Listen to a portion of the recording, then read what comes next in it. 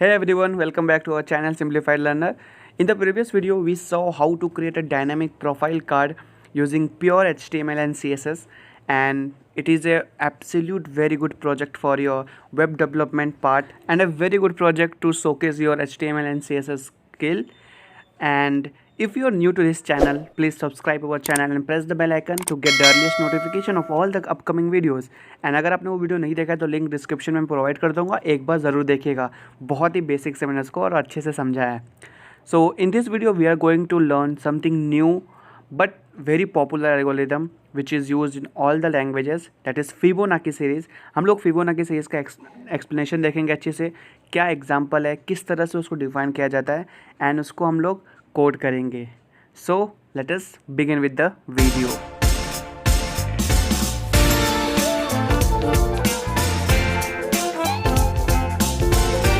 Let us begin. तो सबसे पहले हम लोग फिबोनाची सीरीज़ का डेफिनेशन पढ़ते हैं कि क्या होता है वो। So it is a unique sequence where the next number is the sum of previous two numbers. काफ़ी सिंपल सा डेफिनेशन है, और जो फर्स्ट टू नंबर्स होंगे वो हमेशा क्या होंगे, 0 और 1 रेस्पेक्टिवली। तो ये एग्जाम्पल देख लो आप, हम लोग उसको समझते हैं कि ये एग्जाम्पल में हुआ क्या है एक्चुअली में। सो ये देखो, 0 और 1 हमेशा फर्स्ट नंबर होंगे, एंड 0 1 को ऐड करेंगे तो क्या होगा, 0 + 1 1। तो थर्ड नंबर हमारा क्या है, 1। अभी फोर्थ नंबर 2 है, वो कैसे आया, by adding previous two numbers, 1 + 1 2 आ गया। तो अब 3 कैसे आया, उसके प्रीवियस के 2 नंबर ऐड करो, 2 + 1 3। अब ये 5 कैसे आया, 3 + 2 5। सो इस तरह से ये सीरीज़ चलते रहता है एंड तक, एन नंबर तक आपको जहाँ तक चाहिए। इसी को हम लोग कहते हैं Fibonacci series.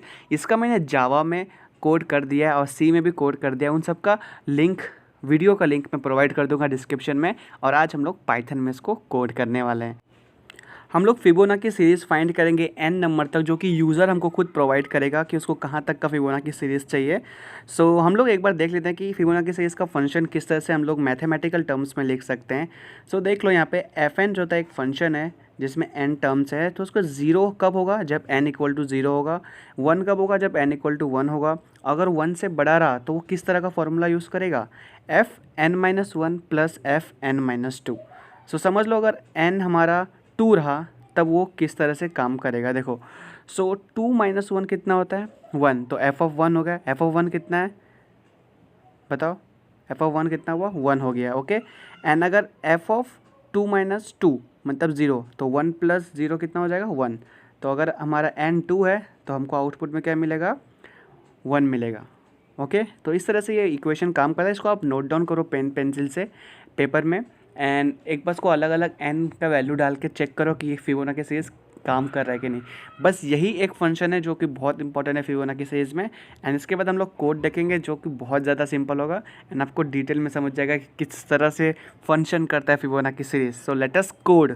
So we are writing a Python program to display Fibonacci series up to nth term, और ये n टर्म हम लोग यूजर से लेंगे। सो n नाम का मैंने एक वेरिएबल डिफाइन कर दिया जिसमें हम लोग लिख रहे हैं n = int इनपुट। इंट क्यों, क्योंकि इंटीजर में वैल्यू होगा। इनपुट, इससे हम लोग यूज़र से कोई भी वैल्यू ले सकते हैं या फिर कोई भी स्ट्रिंग ले सकते हैं। सो इनपुट, यहाँ पे मैं मैसेज पास कर रहा हूँ कि how many terms do you want, और ये डिस्प्ले होगा आउटपुट स्क्रीन पे, और यूज़र वहाँ पे n नंबर डाल देगा जो भी, जहाँ तक उसको फिबोनाची सीरीज़ चाहिए। अब देखो, हमको क्योंकि पता था कि अब n मिल गया हमको, बट हमको दो चीज़ पता है कि बाय डिफ़ॉल्ट फिबोनाची सीरीज़ में फर्स्ट टू नंबर 0 और 1 होता है। तो उसको हम लोग यहाँ पे डिफाइन करते हैं n1 और n2 से। सो n1, n2 = 0, 1, और एक नया वेरिएबल लेते हैं जिसको हम लोग काउंट करते हैं, काउंट = 0। अब ये काउंट क्या करेगा, हर एक बार नंबर जब प्लस होते जाएगा ना, 0 + 1 1, 1 + 1 2, उनको रखेगा। अब यहाँ पे देखो कंडीशन लगाओ एक, कि अगर नंबर 0 से लेस देन या फिर 0 रहा तब हम लोग को क्या डिस्प्ले करना है। अगर यूज़र ने कोई इनपुट किया, मीन्स n डाला, वो 0 है या वो नेगेटिव में वैल्यू है, तब हमको एक मैसेज पास करना है।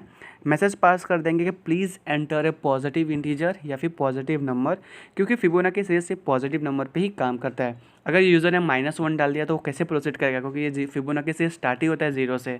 और अगर यूज़र ने 0 डाल दिया तो वो प्रीवियस टू नंबर में किसको ऐड करेगा, तब तो नेगेटिव में आ जाएगा ना। इसीलिए 0 या उससे लेस नंबर रहा n, तो भी हमको एक मैसेज पास कर देना है, please enter a positive number.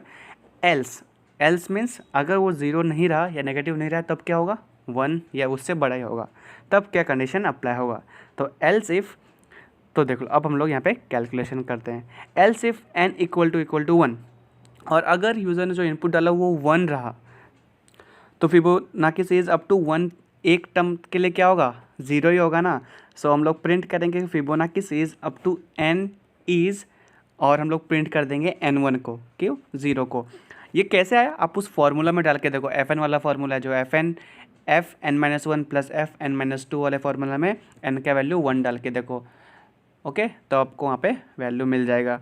सो अगर यूज़र ने इनपुट डाला 1, तो हम लोग क्या करेंगे, Fibonacci series up to n क्या होगा, जो यूज़र डालेगा तो n क्या होगा, 1 होगा। तो वो क्या हो जाएगा, हम लोग नीचे फिर प्रिंट करेंगे, और ये मैसेज प्रिंट करने के बाद हम लोग प्रिंट कर देंगे n1 को, जो कि है 0। So if n is less than equal to 0 हमने देख लिया, if else if n equal to 1 रहा तो भी हमने देख लिया।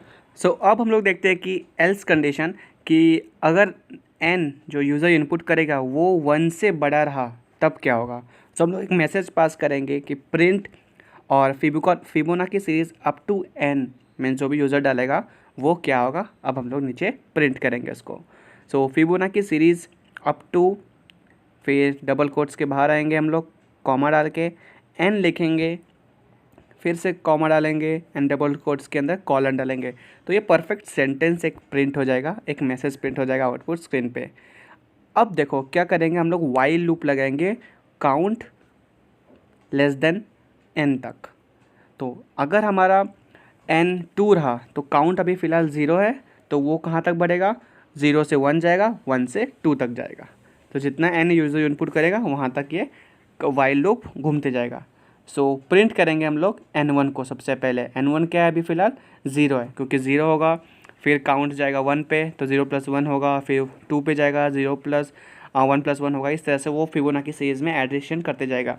तो वो लूप कैसे चलाए हम लोग, वो अभी हम लोग यहाँ पे देख लेते हैं। फिबोनाची सीरीज़ का सारा लॉजिक अब यहीं पे आएगा। हमको एक नया वेरिएबल डिफाइन करना है, सो लेट्स से मैं उसको c कर देता हूँ। तो उसमें हम लोग करेंगे n1 + n2।